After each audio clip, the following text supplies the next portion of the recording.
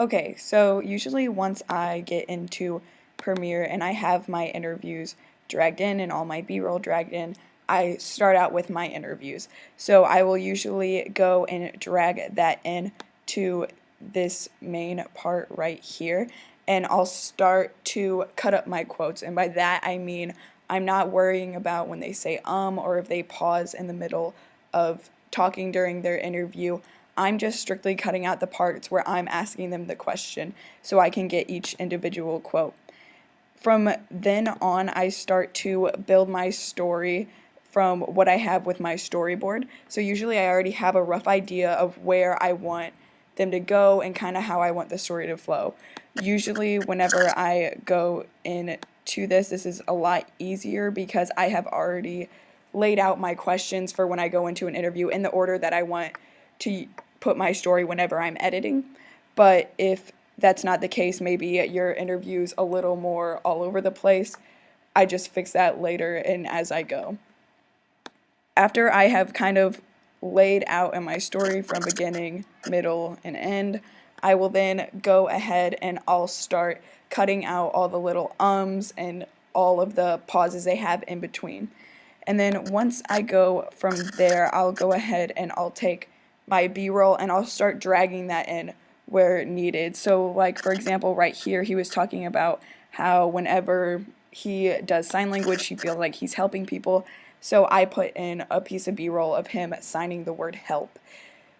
I usually put my B-roll up here in this second video channel with all of these, and that's just to keep it organized. And then up here, as you can see, I did more of my text boxes up here so I can just see very clearly where everything's at and I don't get confused and it's not jumbled all over the place into a bunch of different video channels. I also do the same thing with my audio channels, so anywhere where I had to add in extra audio like these two down here because I was cutting to different camera angles but I still needed the same audio from this angle.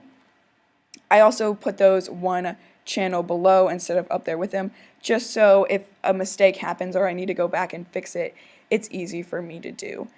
Once I take my B-roll in though, I'm basically focusing on just covering up those jump cuts, and then from there on, once I have gotten all my jump cuts covered, those are my main focus with my B-roll.